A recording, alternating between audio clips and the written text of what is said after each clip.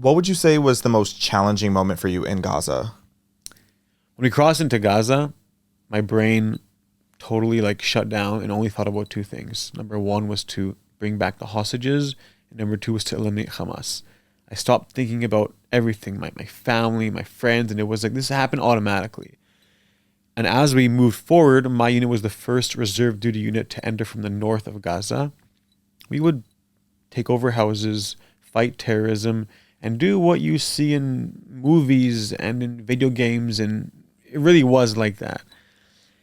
And when you clear a house, you're supposed to, number one, get rid of the terrorists, and number two, look for weapons and intelligence. Sometimes we would find maps that showed us, different tunnels and stuff like that.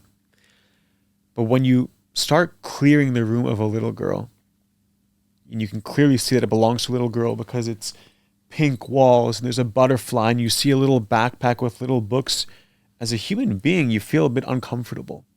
And while, we're used to finding weapons and maps and things like these Hamas headbands, which clearly show that the house that we were at belonged to a Hamas terrorist, when you enter the room of a little girl, it's kind of weird.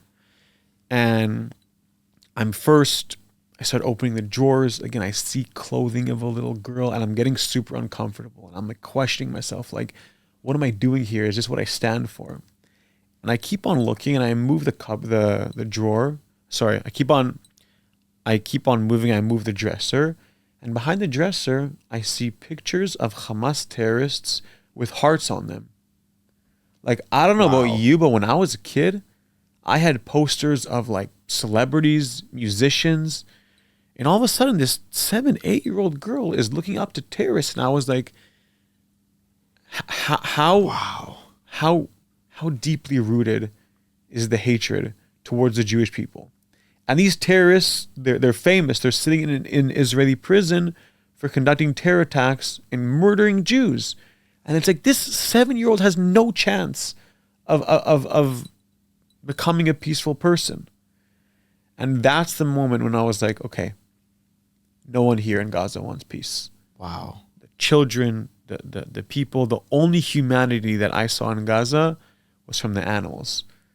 The cats, the dogs, the donkeys, the birds who would come up to us, which we would feed, and like they were the only peaceful people there.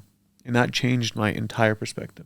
I say often how part of the problem the root of the problem of Palestinian education system is how they romanticize terrorism and anti-Semitism. But that takes it to a very literal context. To see a poster where you're glorifying Hamas in that kind of way, with hearts terrifying. On them, that's like a little. If you're, 18, if you're 35, dude, you're a little girl. They should be learning about like, I don't know, it's science and math. They should be looking up to these celebrities, musicians, whatever you want. Why are you glorifying terrorism at such a young age? Like a little Jewish girl might be looking up to Justin Bieber, and a little Palestinian girl is being taught to look up to a literal terrorist. Yeah. And the boys, they're looking up to that person and wanting to become that person. Right. And like, what? The unfortunate reality is so many of them do. Yeah. Because that's one of the things that shocked me too, seeing the 47-minute film, was how many of the Hamas members were young. They were younger than me. They were like 19, 20, 21 years old. And in my mind, when I envision a terrorist, I think of Osama bin Laden. I think of someone that's older, long, bushy beard, all of that. To see that these were young frat boys, essentially, is what they looked like. And they were conducting the most foul hatred crimes I've ever seen in my life. And they start younger. When I was in active duty, when I was 18, I was on the Gaza border. We would catch 13, 14-year-old boys who would run from Gaza into Israel, and we would catch them with knives in their pockets, and they would literally be shaking. They would be peeing their pants. We'd question them and end up sending them back because they weren't a real threat for us.